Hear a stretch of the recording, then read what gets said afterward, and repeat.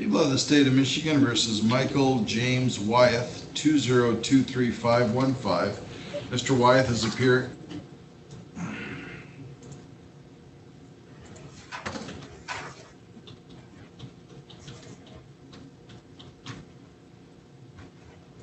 Mr. Wyeth is appearing today on video with his attorney, Ms. Yancey, and Mr. Gabriel, the Chief Assistant Prosecuting Attorney, is here. Ms. Yancey has filed a motion pursuant to MCR 6.004 for a bond, as Mr. Wyeth has been in custody for more than 180 days. This was originally filed, a motion was originally filed and heard back in March, at which point I denied the motion.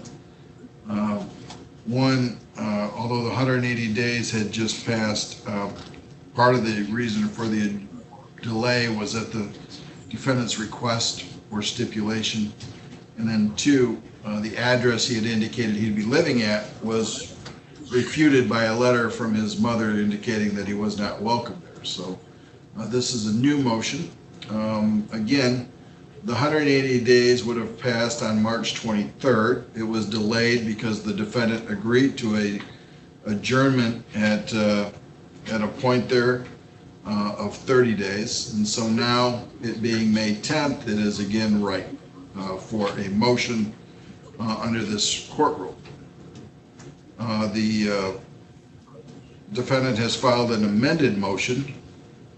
It should be labeled amended motion because the other one's still filed, on personal recognizance, laying out the details. And Mr. Gabriel, what's your response to this one? Your Honor, I reviewed the motion and the fact that we now have a new address with identified individuals who are willing to guarantee a bond, and the fact, and I appreciate the fact the defendant indicated he could post a reduced bond. I do think that by posting that reduced bond, it would help alleviates the court decision to try to determine whether or not by clear and convincing evidence he would be a flight risk or a danger to the public. I do think that under the terms of the proposed bond reduction, we would be able to assure protection of the public as well as compliance and attendance in all court proceedings.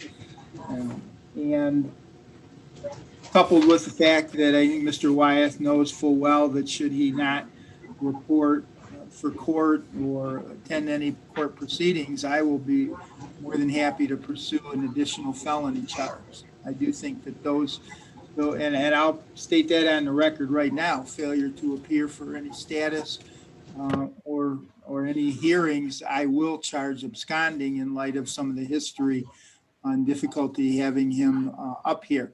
I do believe that under the terms of the bond reduction, he will be available to his attorney so that we can get ready and proceed to trial at the next available date that the court sets in this case.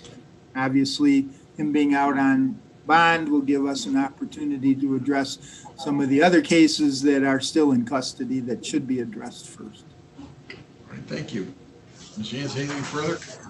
Nothing further than my motion. I appreciate Mr. Gabriel looking at the motion ahead of time and having that discussion with me prior to the hearing today. Good. All right, I will adopt, I'll grant the motion and set a new bond as indicated. Again, a personal recognizance bond in this case, in my opinion, with the facts, would not be justified. But the defendant's indicated that he will post a cash or surety bond. So,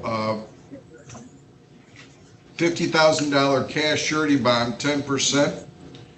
Conditions being not leave the state of Michigan, no contact in person, electronic, visual, audible with the alleged victim, that he reside at the address that he has provided in this motion, which we will not discuss on the record, but we will, it's in the court file, and we will make sure that that's part of the terms.